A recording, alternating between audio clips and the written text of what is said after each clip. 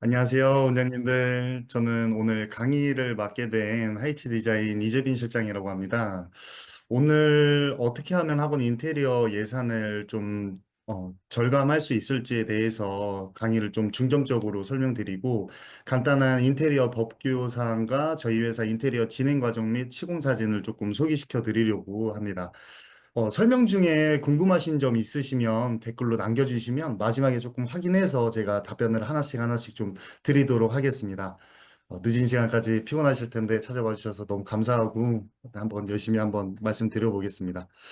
일단 강의 목표 및 주제는 여러분들이 이제 학원을 개원하시거나 리모델링을 계획하면서 인테리어에 대해 고민하실 때 저희 회사가 좀 어떻게 도움이 될 수 있을지 말씀드리려고 하고 있고요. 그리고 저희 회사 인테리어 프로세스를 좀 소개시켜 드리고 학원 인테리어에 특화된 정보들을 조금 드리려고 하는 게 오늘 강의의 목표 및 주제입니다. 일단 첫 번째는 학원 인테리어 법규에 대해서 제가 한번 말씀드리려고 하는데 학원 설립 준비하실 때 꼭 알아두셔야 할 점이 교육청, 조례, 건축법, 그리고 소방법을 꼭 확인하셔야 되고 이 세 가지는 학원 운영에 대해서 기본이 되는 법규로 하나도 놓치게 되면 교육청 인허가를 받을 때 문제가 생길 수 있어서 오픈하실 때 일정이 안 맞아질 수도 있고 추후에 다시 공사를 해야 될 수도 있는 상황이 오기 때문에 요거에 대해서 제가 조금 한번 설명드리도록 하겠습니다. 먼저 교육청 조례 같은 경우에는 학원 설립 지역의 학원의 종류 그리고 면적을 정확하게 확인하시는 것이 정말 중요하고요. 강의실 면적은 순수한 강의실 전용 면적만을 기준으로 하고 휴게실이나 사무실 그리고 창고 복도 등은 포함되지 않습니다. 강의실 면적은 도면의 중심선이 아닌 실제로 보이는 암묵치수 기준으로 측정을 하고 있고요. 그리고 복도를 제외한 강의실을 통해 이동하는 구조는 인정되지 않으니까 너무 타이트하게 공간을 빼서 설계를 하게 된다라고 하면 기준을 충족하지 못하게 될 수도 있어서 재시공을 해야 될 수 있으니 처음부터 조금 도면을 그릴 때 설계를 할 때 심사숙고하셔야 될 것 같습니다. 기본적으로 강의실 최소 면적은 10회배 이상으로 들어가야 되고요. 다음은 건축법입니다. 학원 건축물은 교육연구시설 그리고 이종 근린생활시설로 분류가 되고 바닥 면적이 500회배 미만인 경우에는 이종 근린생활시설로 등록이 가능하지만 500회배가 넘어가면 교육연구시설로 등록해서 지금 현재 건물이 다른 용도로 되어 있다라고 하면 용도 변경까지 해야 되기 때문에 임대차 계약을 맺으실 때 다른 용도로 되어 있는지 교육연구시설로 되어 있는지 꼭 확인하시고 계약을 하셔야 됩니다. 소방법 같은 경우에는 전용 면적이 570회배가 초과될 경우에는 소방 완비 공사를 하셔야 되고요. 소방 완비 필증은 교육청에서 인허가를 받을 때 필증이 있어야지 완비 필증을 받을 수 있어서 570회가 넘어간다라고 하면 최초에 도면 잡을 때부터 치수나 복도폭이나 뭐 이제 주출이 있고 비상구까지 생각하셔서 도면 작업을 하셔야 되고 현재 운영하시는 학원이 예를 들어서 100평이시다. 그러면 300회배 정도 되시겠죠? 근데 거기서 이제 추가적으로 제가 학원을 확장을 하시는데 570회배가 넘어가는 평수로 확장을 하시게 된다라고 하면 합산 면적이 570회배가 넘어가기 때문에 그 부분도 소방 완비 기준을 충족하셔야 됩니다. 그리고 완비 기준에서는 저희 학원이 아닌 그 같은 층에 다른 학원이 있다라고 하더라도 그 학원의 합산 면적으로 더하기 때문에 제 다른 학원이 있는 층에 저희가 이제 인테리어를 해서 들어간다라고 했었을 때는 그 평수나 부동산에다가 꼭 물어보셔서 공사를 진행하셔야 됩니다. 저희가 얼마 전에 공사한 현장인데 왼쪽에 공사 전 사진을 보시게 되면 소방 때문에 저희가 대수선 공사를 한 경우인데 빨간 색깔 지금 점선 있는 위치가 방화구역 형성을 하려고 방화 셔터가 있었던 위치인데 초록 색깔로 보시면 이제 주출입구 비상구가 있는데 화재가 날 경우에는 방화 셔터가 내려오게 되면 도망갈 수 있는 피난구가 형성이 되지 않아서 막히게 되어서 완비 대상이 지금 안 나오는 상태였고 지금 오른쪽에 보시면 여기 빨간 선 있는 대로 다시 방어 셔터를 옮기고 이제 대수선을 진행을 해서 주출입구와 피난구 쪽으로 화재 시에 피난할 수 있게끔 설계 변경을 해서 교육청 인허가를 맡은 현장입니다. 이런 식으로 처음에 완비가 나오지 않는 현장들도 되게 많은데, 이거를 확인하지 않고 공사를 무턱대고 먼저 했다가 문제가 생길 수도 있으니, 학원업 하는 인테리어 업체랑 상의를 하고, 공사를 들어가시는 게, 네, 맞습니다. 인테리어 하실 때 예산 절감할 수 있는 방법에 대해서 제가 한번 설명을 드리려고 하는데요. 브랜드 학원이 있고 비브랜드 학원이 있는데, 원장님들도 잘 아시다시피 브랜드 학원 같은 경우에는 마감재나 디자인 색깔 같은 게 본사 가이드라인으로 지금 정해져 있기 때문에 공사비를 쉽게 예상할 수도 있지만 비용이 조금 자유롭지 못하는 학원들이 있고요. 비브랜드 같은 경우에는 개인 학원으로 운영이 되다 보니 정해진 것은 없고 저렴하게 인테리어를 하고 싶다라고 하면 얼마든지 기준점에 따라서 공사 비용을 융통성 있게 조율이 가능합니다. 일단 첫 번째는 지금 현재 인건비가 부담스럽기 때문에 일단 목수들이 목공 작업을 최소한으로 해서 처음에 이제 계획을 잡을 때 목수에 대한 인건비를 줄여서 가구나 단순 구조에 대한 거를 이제 대체해서 예산을 절감하는 게 핵심이고요. 불필요한 곡선이나 디자인은 최대한으로 빼서 시각적으로 부드럽고 멋지지만 제작과 설치 과정에서 더 많이 들어가서 대부분의 공간은 단순하고 직선적으로 디자인을 선택하시는 것이 예산을 절약할 수 있는 방법 중에 하나입니다. 그리고 전기 공정을 줄이면 전기도 평당한 금액이 되게 많고 손이 되게 많이 가는 공정이기 때문에 회로 분리라든지 공사 기간에 대한 비용과 기본 회로와 위치와 최대한 활용을 하면 조명만 교체를 하고 기존에 있는 스위치와 뭐 콘센터들을 최대한 그대로 유지할 수 있는 도면을 그리면서 하면 예산은 많이 절감할 수 있습니다. 마감재에 따라서도 공사 비용이 되게 많이 차이가 나는데요. 비싸고 인건비가 많이 드는 마감재는 저렴하기 위해서는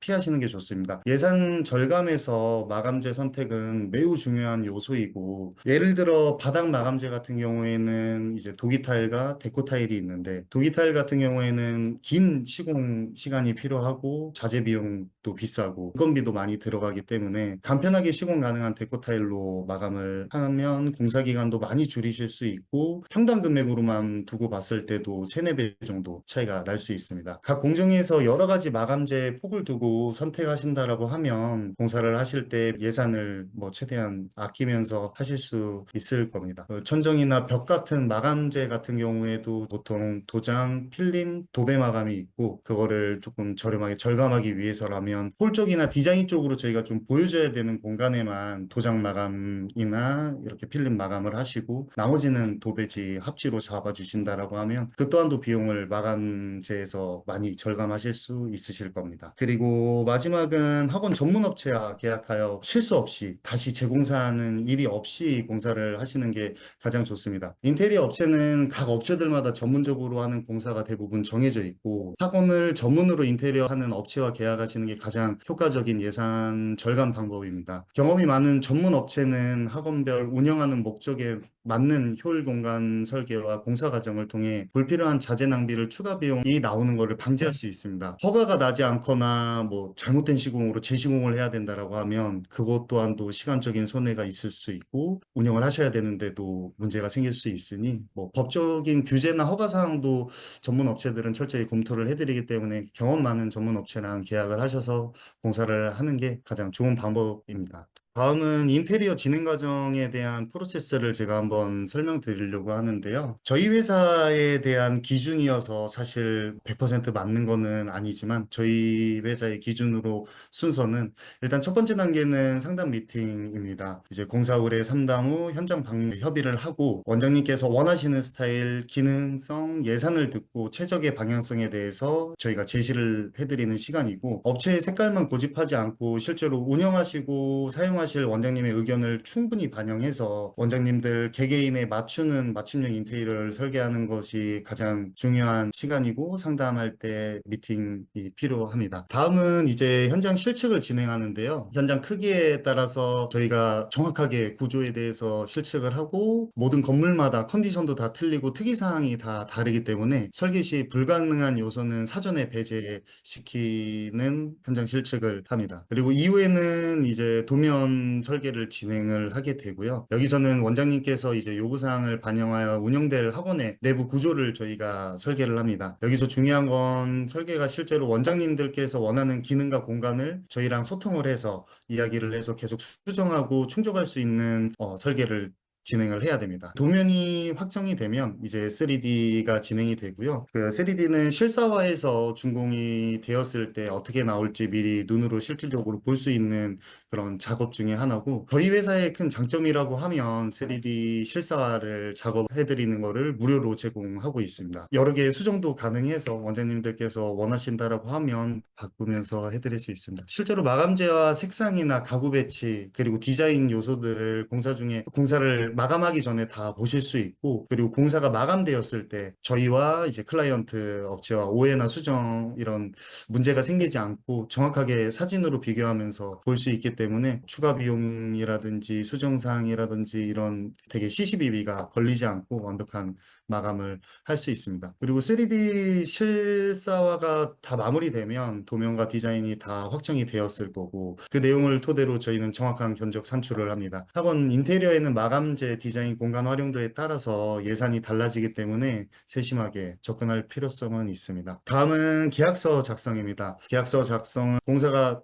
제대로 진행될 수 있도록 계약서 작성할 때 공정표를 저희가 같이 만들어서 드리고요. 원장님들께서 확인하셔야 될 거는 이제 공사 범위, 시공 일정, 대금에 대한 지불 조건, 그리고 AS 관련해서 꼭 확인을 하셔야 되고, 별도의 추가금이 나올 수 있는 공정에 대해서도 별도 공사도 계약서에 꼭 기재를 하셔서 추후에 이제 추가 비용 발생이 나오는 서로의 오해가 생기지 않도록 정확하게 면밀하게 적으셔서 마무리를 하셔야 됩니다. 다음은 공사 이제 진행이 되고요. 공사 진행을 하게 된다라고 하면 실제로 사용될 자재와 마감재 그리고 3D를 가지고 찾아뵈어서 이런 자재로 저희가 이런 색깔로 품질에 대해서 검증하고 실제로 시공하게 될 자재들을 직접 눈으로 공사 진행하기 전에 확인시켜 드립니다. 마지막 단계는 저희 회사 같은 경우에는 학원 인테리어를 전문으로 하고 있고, 공사 진행 중에 이제 발생될 수 있는 다양한 상황에 대해서 유연하게 대처를 할 수 있어서 정확한 계획과 공사 관리를 통해서 일정에 맞춰서 문제없이 항상 완수해드리고 있고, 공사 진행 과정 또한 담당 현장 소장들이 다 항상 상주해서 공사를 진행하기 때문에 원장님 분들한테 실시간으로 현장 공정에 대해서 공유를 해드리고 있고, 준공이 완료가 된 후에는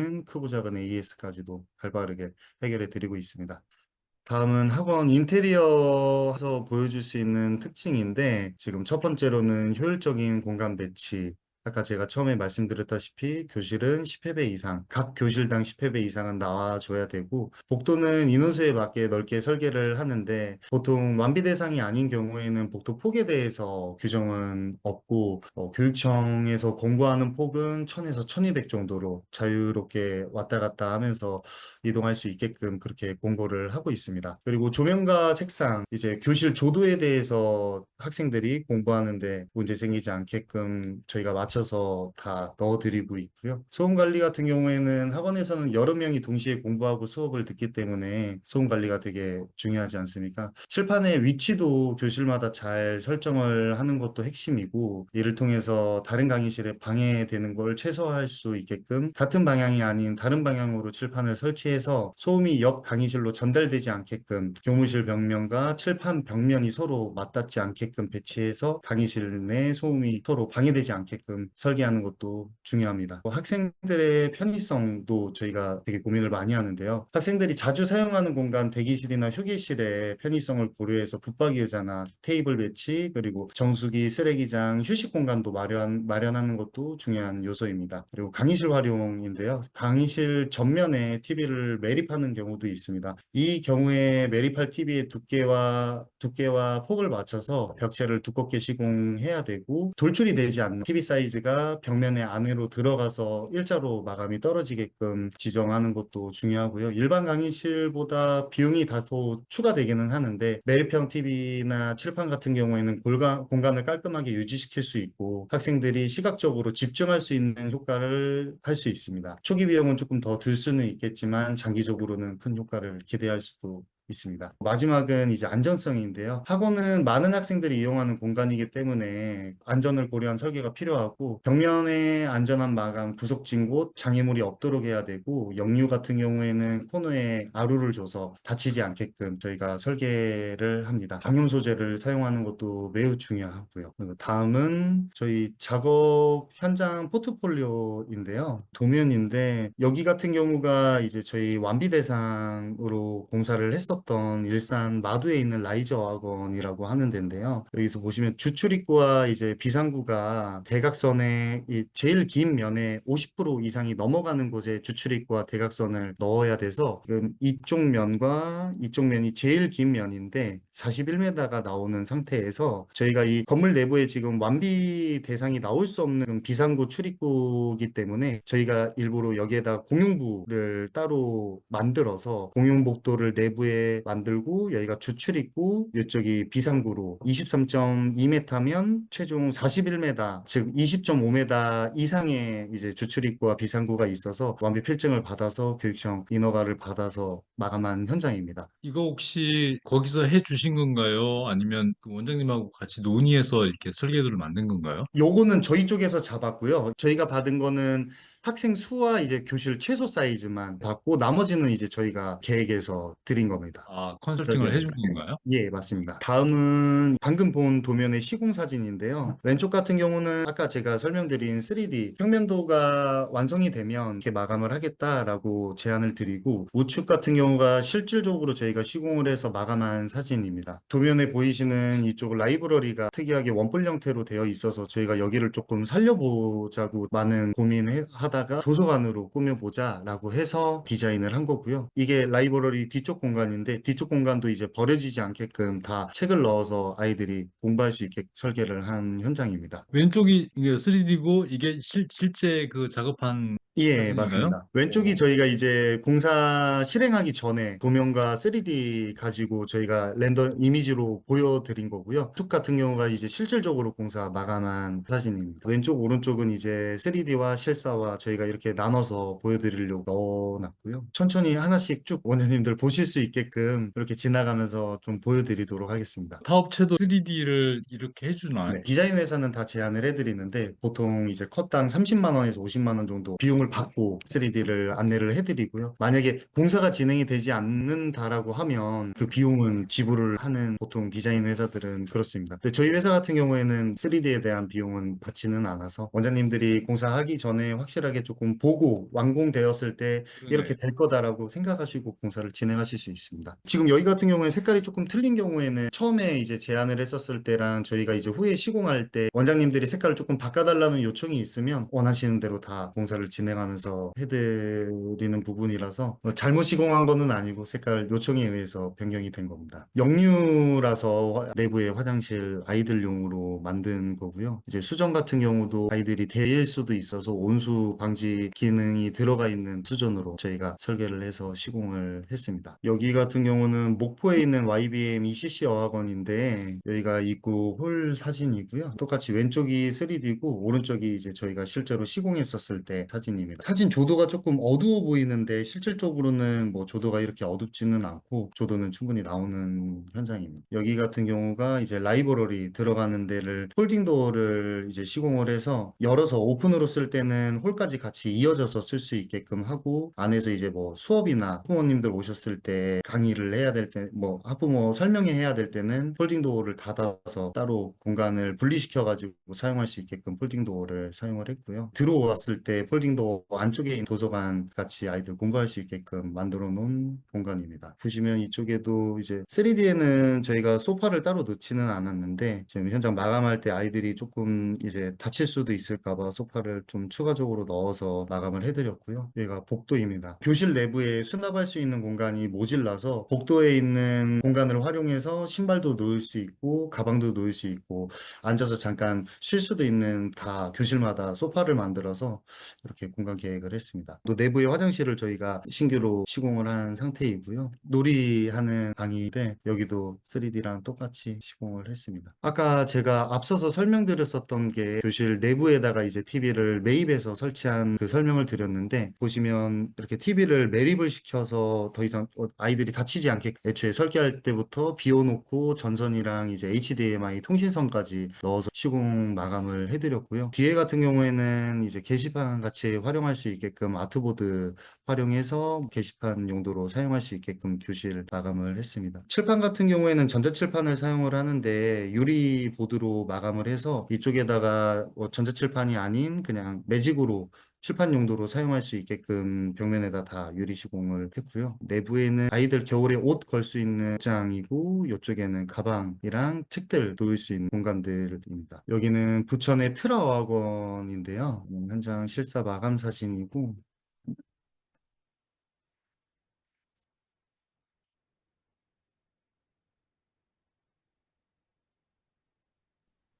여기 같은 경우에는 원장님께서 원하시는 이제 교무실과 이제 상담실 수는 많았는데 이제 한쪽으로 교실을 밀어서 공간이 안 나와서 복도를 네모나게 돌릴 수 있게끔 저희가 이렇게 설계를 해서 교무실을 가운데에다가 넣게 하고 대강의실과 창 쪽으로 이제 교실을 넣어서 아이들이 이동하는데 동선에 겹치지 않고 선생님들도 왔다 갔다 가운데에서 아이들 관리하시면서 할 수 있게끔 설계한 데입니다. 사진을 뒤로 가면서 천천히 하나씩 보여드리도록 하겠습니다.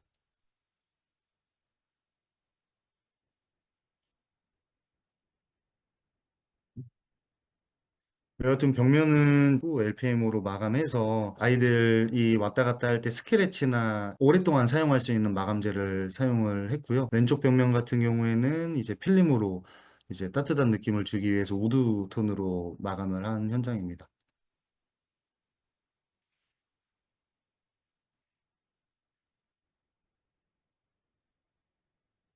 여기가 대강의실인데 이장님께서 소음을 되게 중요시 여겨서 이 벽면에 붙는 게 라인보드라는 흡음 보드인데 소음이 나가는 거를 되게 억제시켜주고 분산시켜줘서 이제 대강의실에서 마이크로 수업을 하셔도 이제 옆방에 조금 방해받지 않는 소음을 최대한 억제시켜줄 수 있는 그런 마감재를 사용해 달라고 요청하셔서 라인보드로 마감을 해드린 현장이고요. 가운데는 유리를 넣어서 저희가 밋밋하지 않게끔 디자인한 대강의실입니다.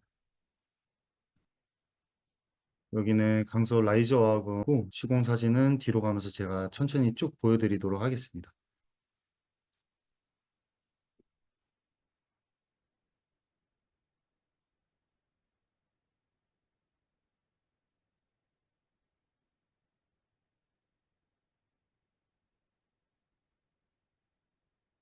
여기는 은평에 있는 라이저 학원인데 건물이 특이하게 1층의 천정고가 굉장히 높아서 도서관을 2층 계단식으로 올라가서 할 수 있게끔 설계를 해서 마감을 한 현장입니다. 여기가 이제 교실 2층, 3층인데 정상적인 높이라서 교실을 시공했습니다.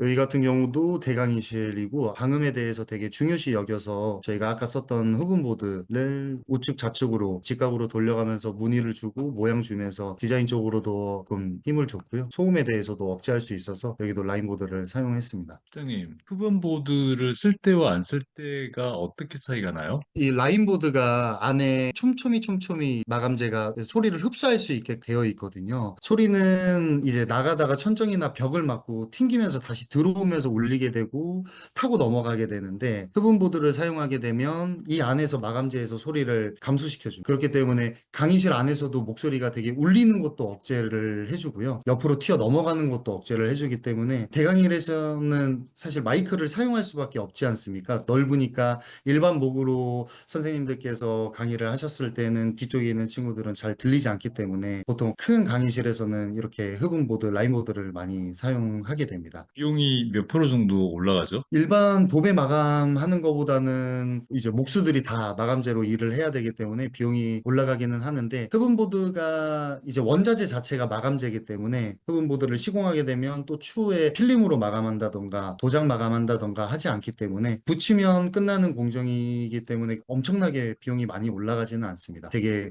가성비 있는 자재입니다. 흡음보드로 하는 게 낫겠네요. 예, 대강의실 같은 경우에는 음, 많이 이렇게 시공하고 있습니다.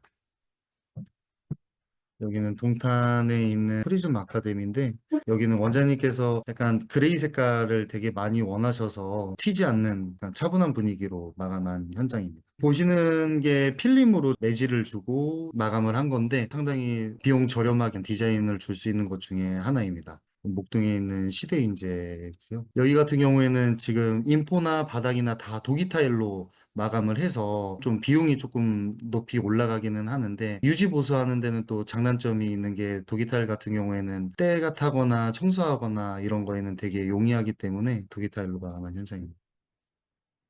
여기는 부천에 있는 에이프릴 어학원이고요.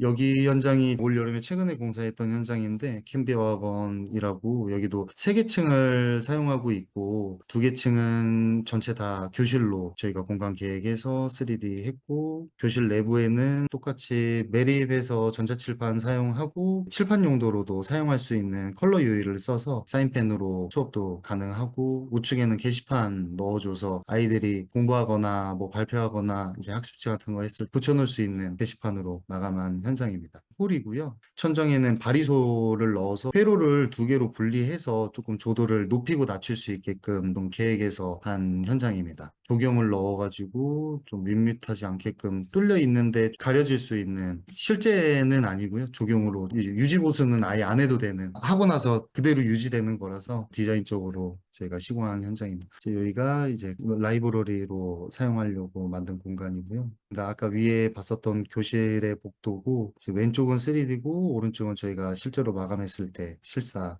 현장입니다. 여기는 압구정 SSI라는 데인데 외국에서 수업하는 것처럼 약간 오픈된 캠퍼스로 이제 교실 안에서 수업하는 게 아니라 이렇게 뻥 뚫린 공간에서 수업하는 공간의 느낌을 하는 학원입니다. 그래서 여기 원장님이 원하셨던 거는 답답해 보이지 않았으면 좋겠다라고 말씀을 하셨고 모든 면을 다 유리로 마감해서 다 뚫려 보일 수 있도록 그런 의도로 지금 저희가 3D를 했고 현재 우측에 있는 게 실제로 시공된 사진의 모습입니다. 왼쪽 같은 경우가 이 선생님들 각자 방에서 녹화해가지고 수업할 수 있는 공간으로 만들어 달라 해서 문을 시스템 도어를 써서 방음을 되게 새어나가지 않게끔 했고 교무실 사이사이에 위에 천장까지 수벽을 끝까지 올려서 방음이 넘어가지 않도록 조금 신경 썼던 현장입니다. 정면에서 보이는 이제 교무실들이고요. 이쪽 공간은 그냥 편안하게 다 수업할 수 있게끔 좀 만든 공간입니다. 여기는 영종도에 있는 에이프릴 청담인데 여기 원장님이 원하셨던 거는 우측으로는 에이프릴 어학원, 왼쪽으로는 청담 어학원 이런 식으로 한 공간 안에서 두 개의 메이커를 나눠서 원하셨던 현장입니다. 실제로 보이는 게 지금 우측 저 복도 들어가는 면이 에이프릴 쪽이고 이제 이쪽 면 반대 이제 복도인데 이쪽 면은 청담 어학원으로 운영을 하고 계십니다.